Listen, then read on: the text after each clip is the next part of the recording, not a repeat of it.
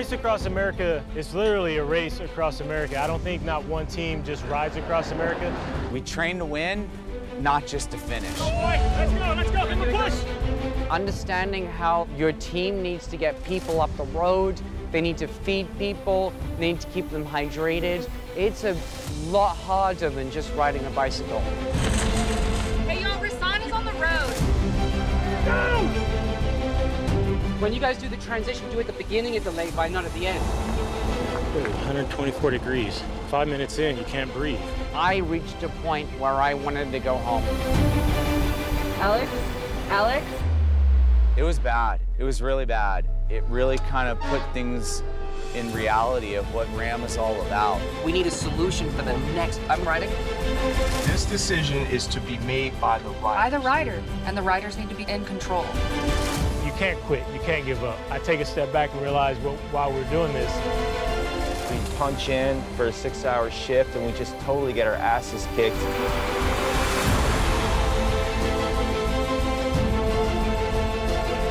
so they're in sight. They're striking. They are right Oh, there. really? Yeah. All right, let's catch them.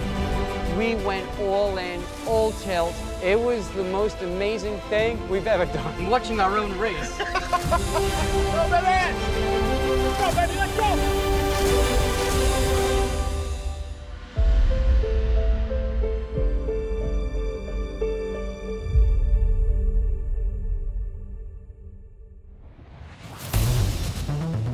This team ought to be pretty fast. Giant Bikes has provided them some beautiful equipment. It is Team Thin Energy. We're gonna see you guys on out of here. Good luck, Cowan. It's on! We only have 3,329 miles to go.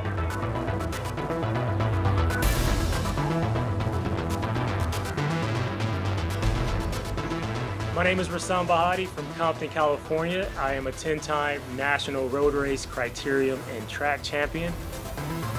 You hear about Race Across America, or RAM, the acronym, and it's like, nah, I'll never do that. That's for crazy people. But then I learned about it, and I would tell you, I did it in 2018 for the first time, and it really changed how I approach things in my life, because you go through so many different emotions as you cross the country. It's 3,080 miles, right? That's like not a little ride. It's not a tour. It's not like, hey, we're gonna ride our bikes from, Oceanside all the way to Annapolis. We are literally racing in the toughest bike race in the world. My name is Alex Isley, third time doing RAM, and I'm back at it again. So super excited to do this epic race. To even think about racing your bike from Oceanside, California to Annapolis, Maryland, in itself is, I think it's kind of mind-boggling. We're projected to do this in 5.5 to 6 days. We've got an incredibly strong team. Between Alex, who's he's like a locomotive, bigger guy, really good on the flats. And then we have Rudy. Rudy Napolitano is kind of this guy who can do everything. Hi, my name's Rudy Napolitano from Marina del Rey, California. He can climb, he can time trial, he can't sprint, so I can't do everything. But then we have James Cowan, who's this little guy. He's only like 5'4". He's maybe soaking wet, 125 pounds. I'm James Cowan. I am an avid bicycle rider / racer. And he can go uphill really good, and he loves riding 300 miles in a day. 6-7 hour rides, that's my sweet spot. And then you have me. I'm the crit racer turned endurance rider. Rahsaan's just one of these athletes that anything that has 2 wheels, he's gonna excel at. These guys, I think the competitiveness is it's in their DNA. We are 4 athletes who want to race our bicycles. We're time trialing across the country. And for those that never time trialed before, that's really kind of riding as hard as you possibly can on your bike and being in an anaerobic state. There are 53 time stations across the country, and we have to ride through those time stations, but there's a cutoff time. So I don't anticipate our team having a challenge meeting the cutoff time, but it is something that we have to keep in the back of our mind, because If something happens, whether it's a mechanical or we have health issues with one of the riders, that could eventually affect meeting those time cutoffs as we go down the race further. So it's very unique on how we race. We're round the clock, we don't stop. It's hard racing. We're time trialing in these short 30 to 45 minutes with only about a 6-hour off the bike break between. You can have any race strategy that you want. It's proven that the fastest way to get across the country are these short, fast efforts, and you just keep kind of tag teaming. Team A is me and James. I will start the race. I would ride the first 30, 40 miles. After that, I will meet James. James will take off, and this is where we will start our leapfrog. James will ride for 30 to 45 minutes as I follow him in a car. At the same time, the Team B is 100 or 200 miles away in an RV, relaxing. That shift, when it comes to the end, the second team is going to be waiting ahead, and they're going to go through that same strategy as we go across the country. So that strategy has worked really well for teams in the past, and that's how we're going to start. We're going for the win. You know, we want to win the race, and we also want to raise the $50,000, which we're really close. We're at $37,000, and our goal is $50,000 that we're going to donate to inner city youth. Coming in for my first exchange. I've ridden 28 miles, hour 23 minutes, climbing about 3,200 feet. I'm following you on Instagram. Nice. Let's go, boy. Let's go. Let's go. Give him a push. Give him a push. Come on, give him a push. Hey, to help picking up the exchanges, someone needs to be there. Whoever throws him in, grab my bike, put it on the rack, I get in the car. Okay. Speeds it up. We had a rookie crew this year. I told these guys, I'm like, look, it's gonna take a good 24 hours before we figure everything out. The rotations, the personalities, and it was so true. This gives you an idea of what bike we need to be on, how long we're gonna ride. Yes. Because if you see, we have a 2,000-foot climb coming up here. Yes. Like, definitely road bike. Yeah, this is important. This is the Bible. Like, Yeah. this is everything. I know, but we just don't know how to read it. Well, We're figuring it out. Come here, come here! Push, push, push, push, push! I know. Yeah. When you guys do the transition, do it at the beginning of the lay by, not at the end. All right. Otherwise, there's nowhere for me to go. Right.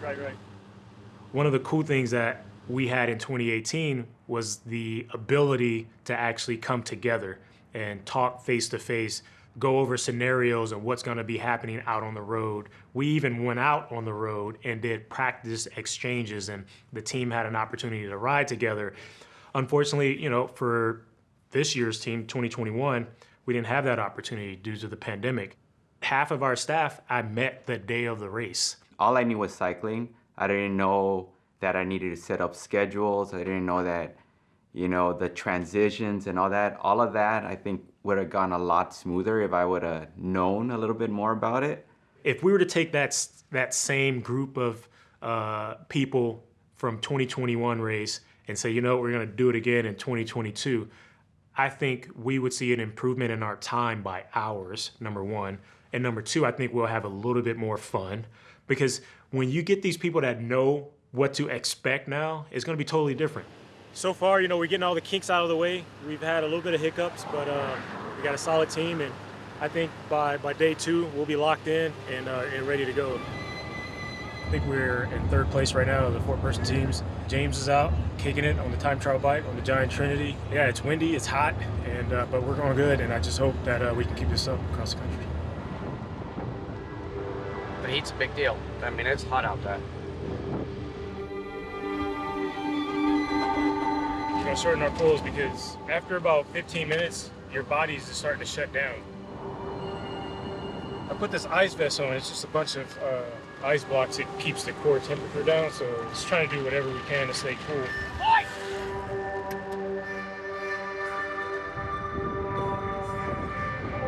That's him?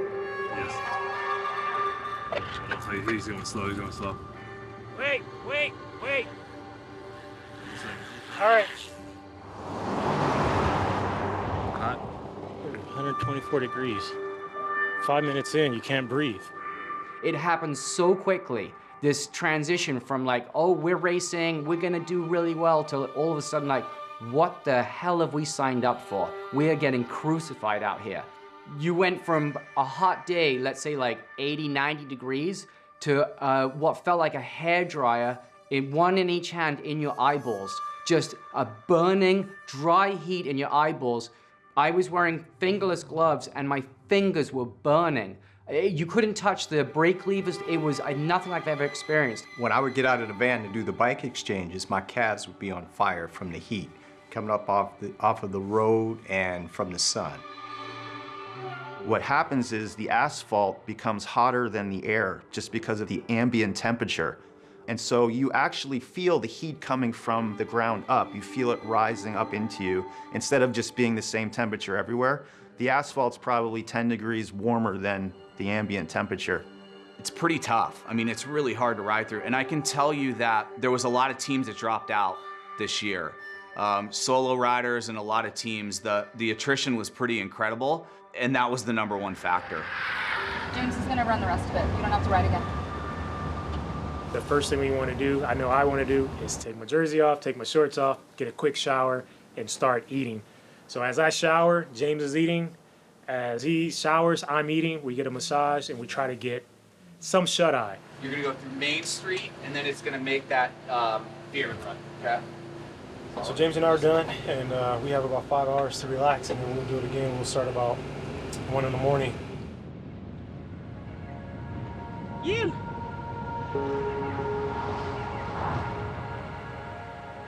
We're officially in Arizona. James is on the bike, and James feels like he's in a Tour de France. He's gonna just pedal, pedal, pedal, so I'm gonna go back to sleep.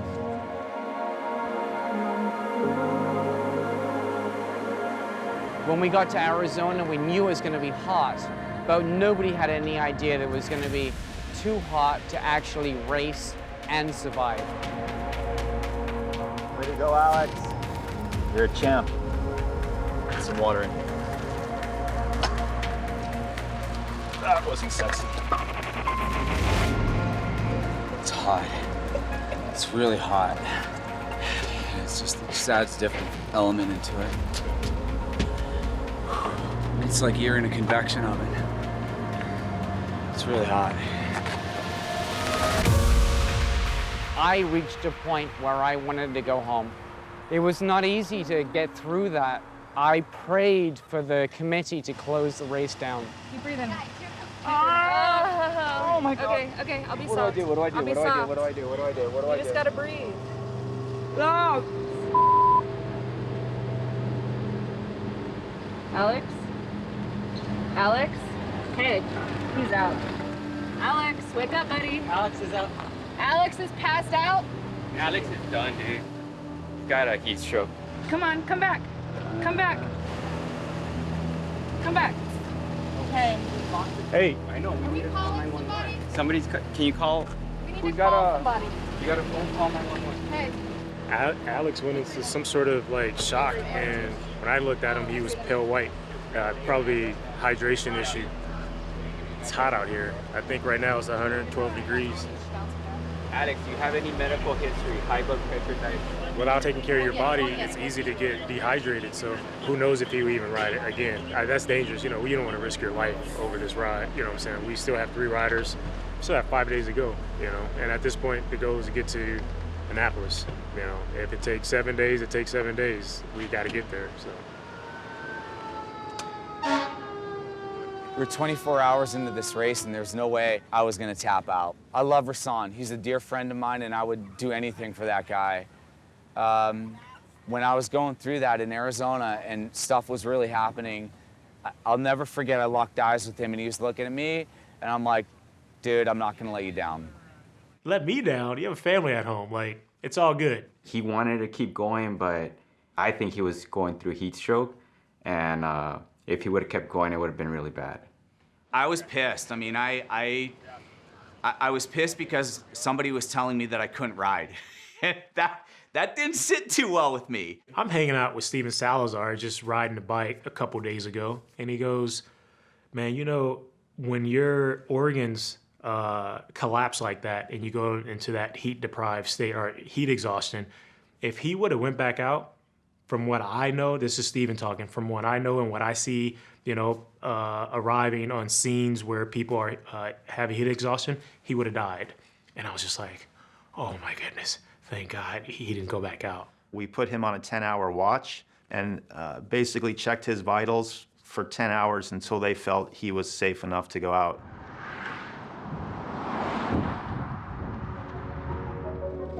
What's up, Colorado? About to go over one of the biggest passes in the United States, Wolf Creek Pass.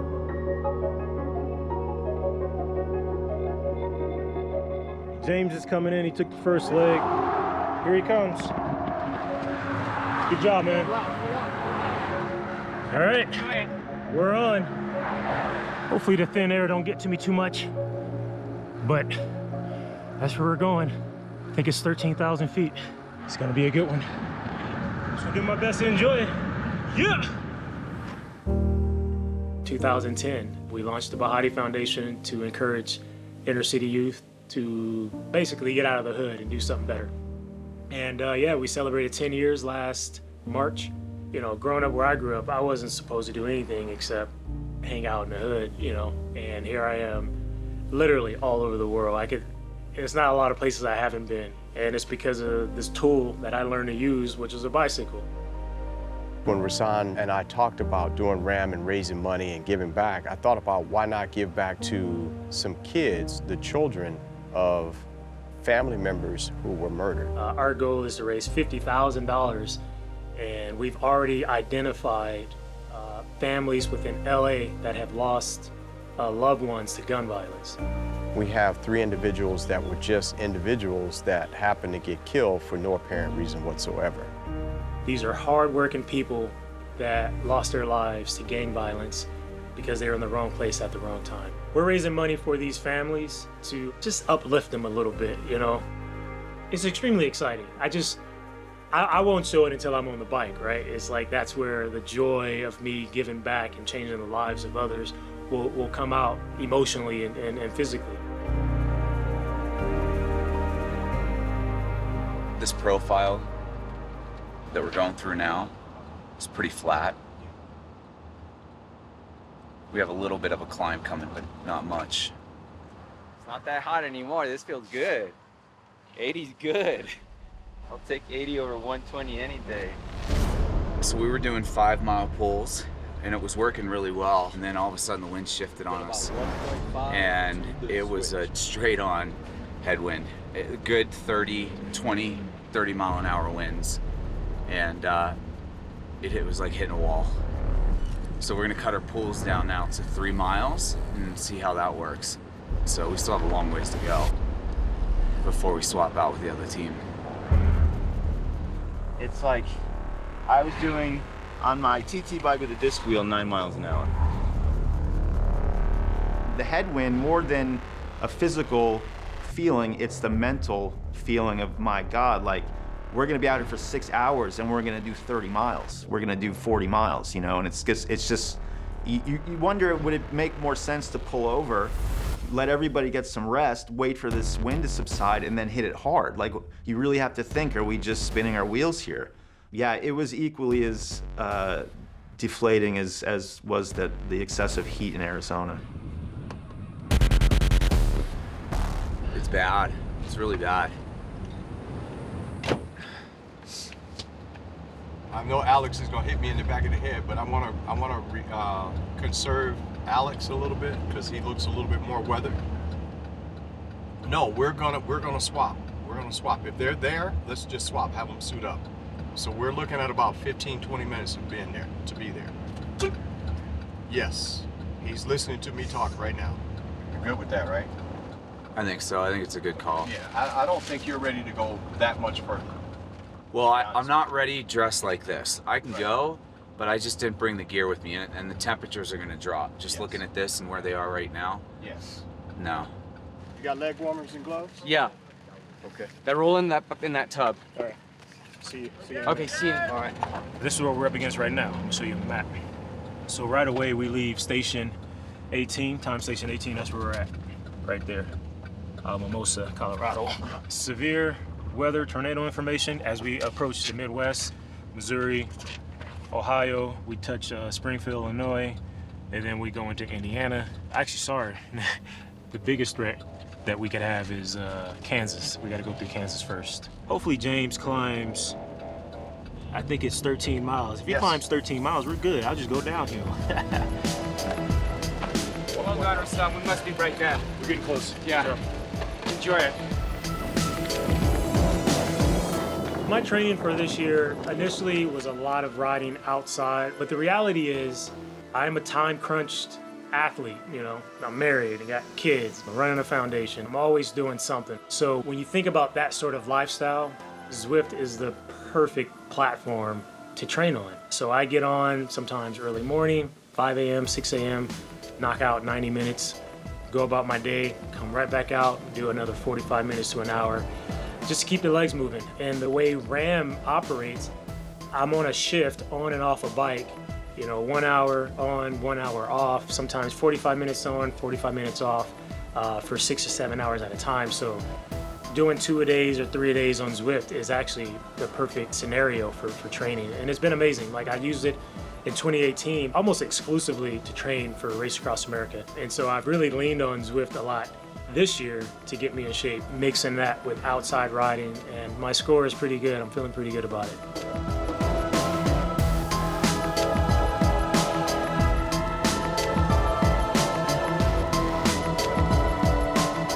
Is there a Starbucks around here?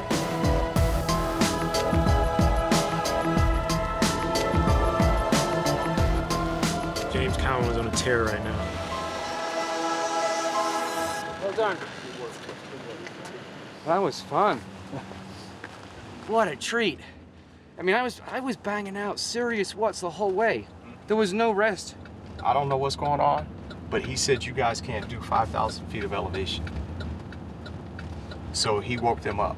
Alex is not ready to be back out. Alex is not physically ready to go back out right now. My plan was to ride for 6 hours, and it's primarily based on I'm not going to be woken up at 11 o'clock tonight. Okay. So to be told I got to get back out there again. Okay, so we're just going to stay out. Yeah. I've drank a coffee and everything now. It's like the whole thing is just like, it's just now I can't go to sleep. And I've burned through another kit, so now I got no kits. We need to go back to 6-hour shifts. We'll come off, but we need a solution for the next. I'm riding. Oh. Alex is absolutely adamant at this point. There is no discussion. We are off the bikes at the next time station. We were talking, and what we think would work the best, you tell me if you agree, is to, yes, go by time. And we say, okay, this is how the terrain's been this 3 hours. We think we're going to be here in an hour. Start getting the riders ready and get them there. Yes. Because what matters is the guys that are off the bike have 6 hours. Yeah. Right. No, we're good. We're good. I know. We're not even halfway. We're good. Not even halfway.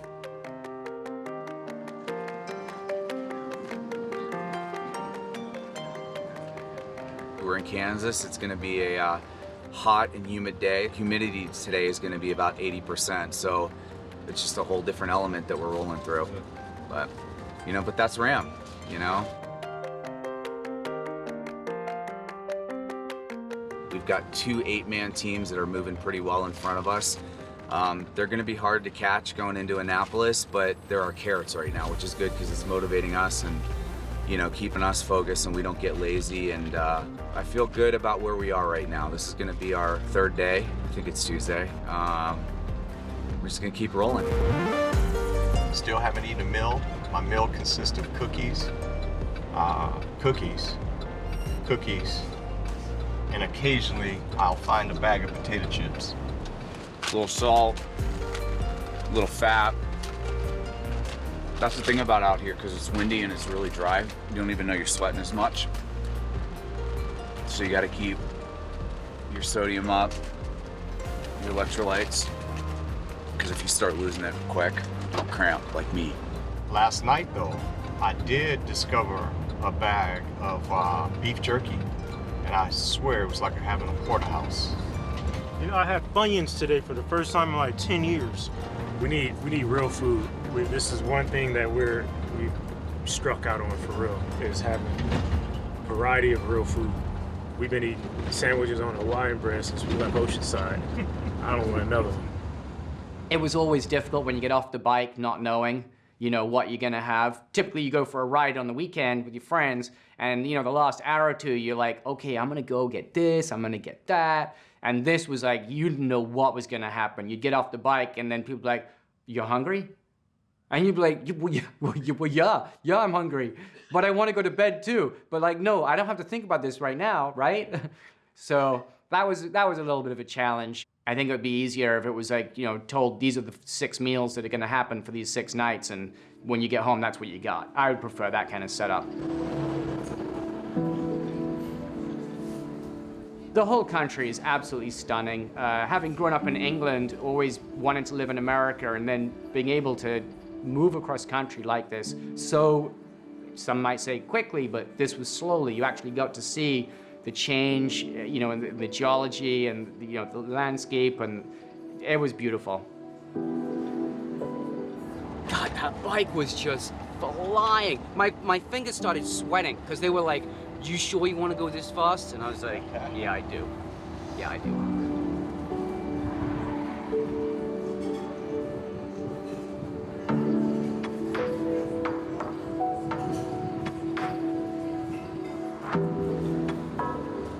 Oh, this is a great epic moment. We're in the middle of Kansas. The Tin Man, we just saw the Tin Man. Dorothy and Toto, they're out there somewhere. Scarecrow, I know he's out there because the wind is blowing. There's no place like home.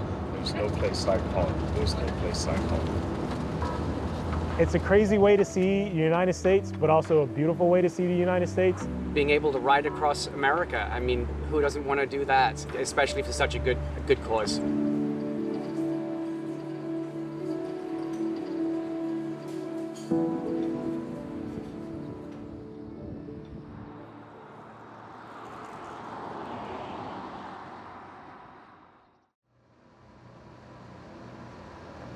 You know you're early when the McDonald's is closed. So we're somewhere in Missouri, not quite sure where.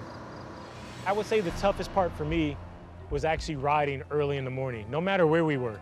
If we're in California, Arizona, Illinois, you name it, getting on your bike at 2 a.m. was probably one of the toughest things to do. I really wanted to quit, and give up. But then I take a step back and realize, well, while we're doing this, and you can't quit, you can't give up.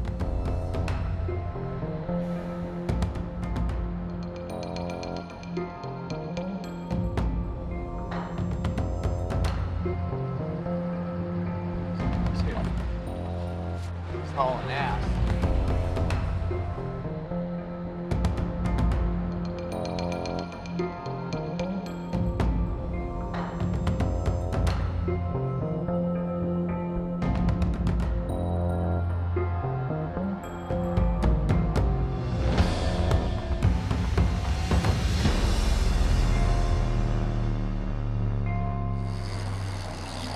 What happened?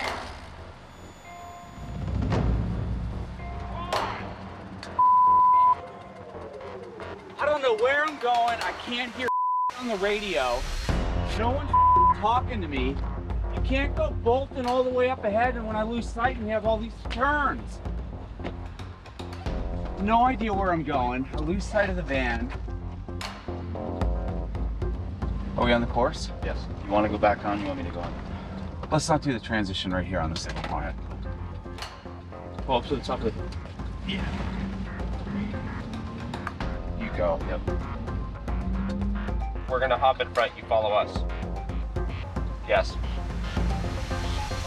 And then I'll tell you when we're gonna merge back onto the freeway and go across the bridge. We're on the course. Yes. Cedric, I'm just following you, correct? Yes. Roger. It happened. It's all good. We're back on track. We didn't lose enough time. I was frustrated because I couldn't hear anything in the radio. Just happens on this course, and like I said, don't take anything personal. It's all good. Get some makeup later. Sweat it. No one knows each other. So you're gonna have some disagreements. You're gonna have some some character clashes. You're going to have these issues. I think it's normal though, and I think overcoming those things it's part of it. It's a part of it, and we did a great job doing it. So one of the cool things we did this year, along with the partnership with Giant Bicycles, is to create these custom painted bikes that represents the families that we're riding for. The paint jobs are absolutely killer. I took a little bit of my design with using red, black, and green, also using graffiti, which kind of represents South LA, and each bike has a slightly different variation, which represents, like I said, each family. And post Race Across America, those bikes will be up for auction, and it's just another way for us to raise more money to give back to more kids. When you're out on a course that's 3,000 miles long, you can only imagine the separation between the teams can get pretty big. And when you're out there kind of by yourself, you can get very lackadaisical and a little bit lethargic. For me, every time I would get into the van, I was living on my phone, and I was going to the live tracker, and I was watching the teams that were behind us, and I was watching the teams that were in front of us. And I was trying to gauge of where everybody was at. You know, we are a very competitive team.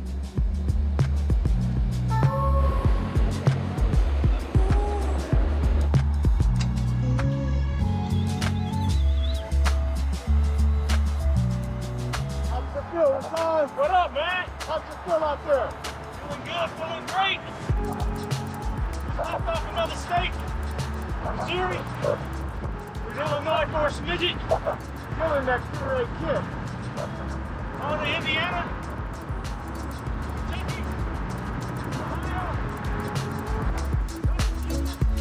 It's hard to believe that you know, 3.5 days ago, we were rolling out of Oceanside, and here we are, 2,100 miles into it. We're 2/3 of the way through the race. We've got just a little over 800 miles to go before we roll into Annapolis, but everybody's doing great. Rudy and I are jumping on right now. It's, I want to say, it's about 8 o'clock in the evening. We'll wrap up around 1 or 2 in the morning, and then Rahsaan and James will come back out again. And we're just going to keep the train moving forward, so we're almost there.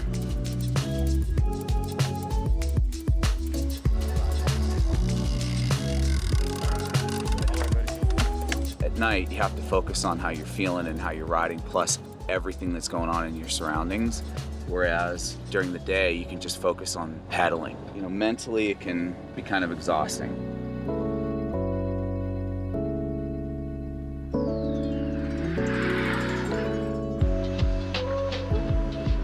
See that deer? No, you didn't. No.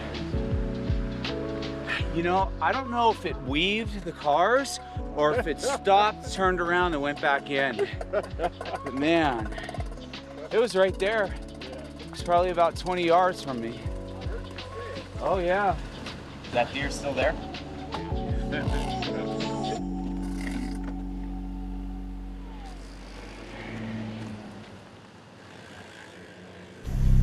We're ready to ride. Today we hit Indiana.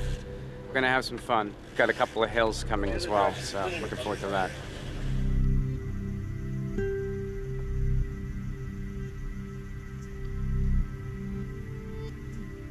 We've got the promise of coffee, which we need. What I need more than anything is some more sleep. Yeah, the hardest part of RAM is definitely sleep deprivation. With sleep deprivation, it's only so much your mind can do, right? So you have to really, really focus and hone in on like staying mentally strong. The legs are gonna be tired regardless, but your mind, once your mind give out, it's over. Sleep is always a big challenge, and a risk with that for us as a rider is actually falling asleep on the bike. Good. Ah, I didn't even see him roll in. Sleep.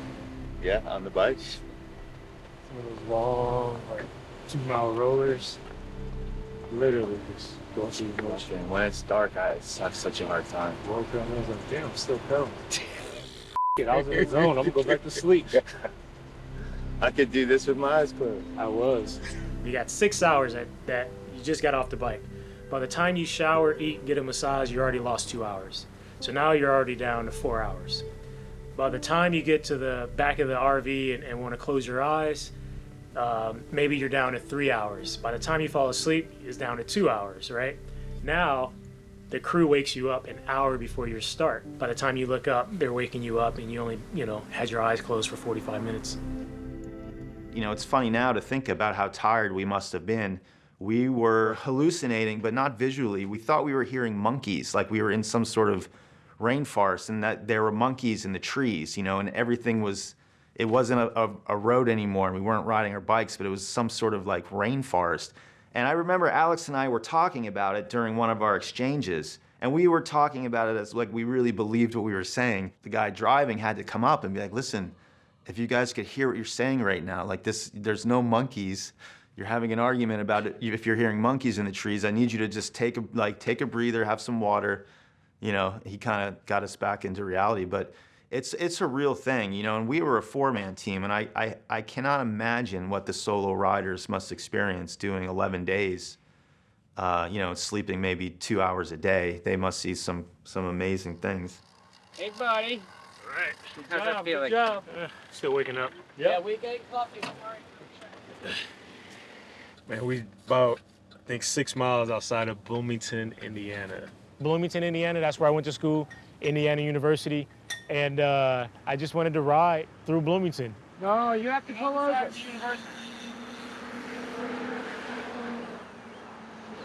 what are you doing? He said on the other side of the university. I know, but what about the coffees there? So should I just ride up? How close to the university? I think we just need to do what we're doing and we'll get coffee when we get coffee. This sucks, but we just need to keep going. We can't prioritize coffee. It was kind of nostalgic, going to a place that you haven't been to in a very long time. I left Indiana in 2005. That was probably one of my longest pulls. I pulled for 50 minutes just to make sure that I didn't miss getting on the campus and actually seeing IU, from my perspective. All right.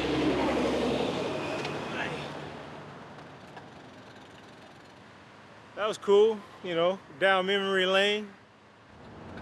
James was about to have a fucking heart attack trying to get coffee. Was he? He's like, pull over right. We have to switch right now. And then when you rode past, he was like, he's f***ing it up. We're not gonna get coffee.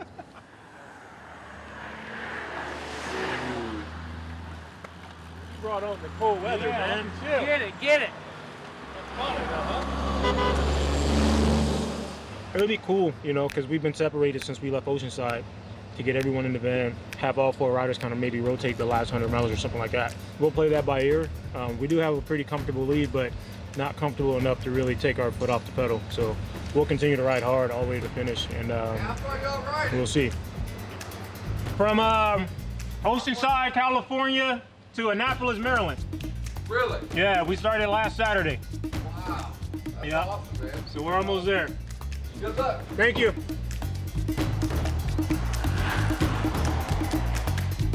We're getting close, so that's good. 258 miles to go.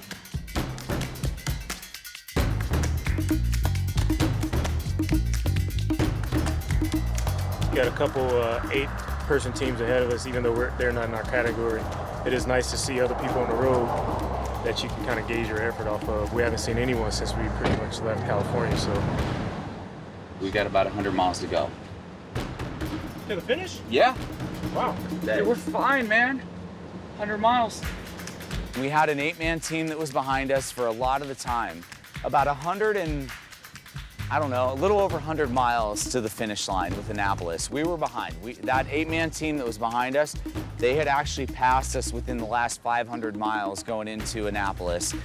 And now we're sitting in 4th. And I knew things were gonna get a little competitive as we rolled into the last, couple 100 miles, but I didn't realize that it was gonna get as competitive as what it did. Are you gonna jump in next then? So we're off for a little bit, or are we gonna rotate all 4? Whatever you guys want to do. If you want to take a few. What do you want to do? I want to catch these mother. Oh, okay. I don't know where they are though. They're 5 minutes ahead of us. Oh, they we are? Just saw them. No. We just They're rolled up about on 5 minutes ahead of you on the climb. So they're in sight. They're striking They distance. are right Oh, really? there. Yeah. All right, let's catch them. There's an 8-man team up the road. They're not even in our class. But let's get down. Let's get down. Let's roll up our sleeves. Let's take it to them. So that made, I think, the last 4 hours of RAM probably one of the most exciting for the team, because it gave us an opportunity all 4 riders to be in one van and enjoy the last 120 miles together. And we did it like a race, which was kind of fun. We're making this change of strategy because we found ourselves a race. And the race is up the road. And we're gonna use the 4 of us. We understand the risk is that we might lose some time against the teams behind, but it's a gamble we're willing to take because we all enjoy racing. That's a drop the mic statement. He's gonna be practicing that for 3 nights. He has.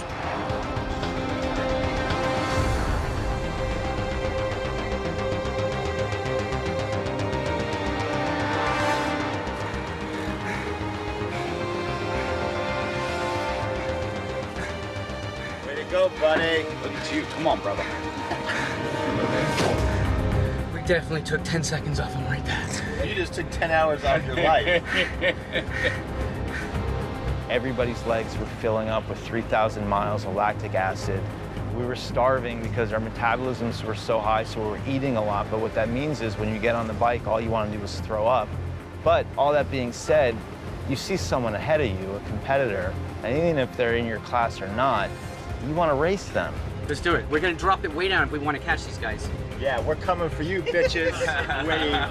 They're like looking back like, what the hell? And they know we're chasing. Look how Rahsaan's riding. Oh yeah, they know we're chasing. I know you see him in front of you. I know you see him. We would pass them, and then they would pass us. We would pass them, get a little further, and then they would pass us. To see them inch their way, literally a mile by mile by mile, it was really cool. And they had more support than we did. Their transitions were, they have 8 people, so it was easier for them to transition, whereas we only have 4. We can only transition 4, work with 4 guys.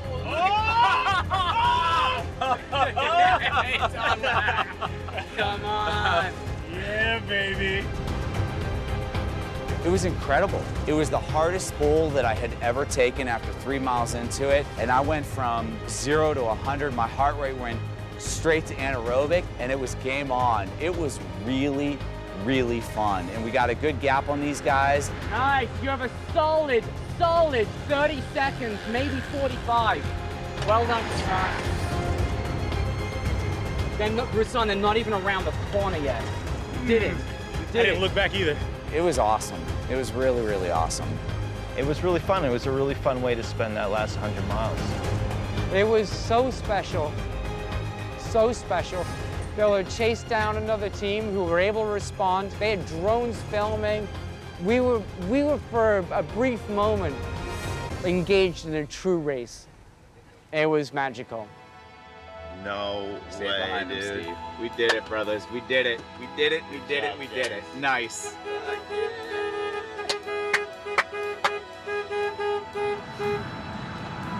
There it is.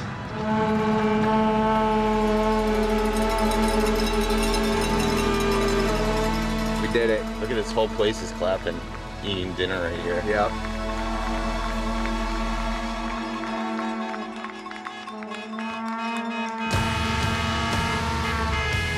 I need a beer! Pronto!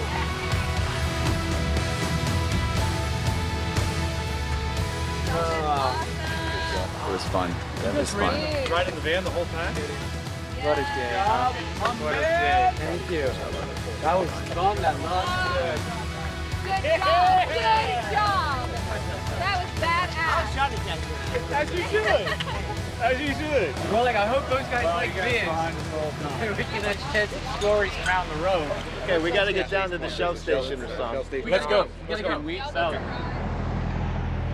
I learn a lot of lessons on my bike that are applicable to life, and you know that's really why I'm in it for the long haul, because it teaches me a lot about life. And so that's my epiphany. You know, resist less, have more energy for the things that come up in your life.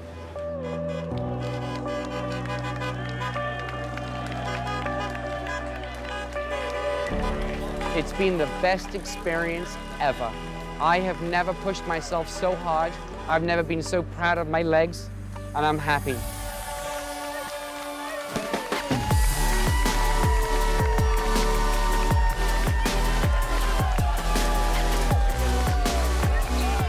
You know, at the end of the day, we finished, and what was pretty epic for us is that we had a crew of 16 people and 4 riders. So we actually caravanned 20 people 5 vehicles for 3,000 miles, and we rolled into Annapolis. It's the same team we started with.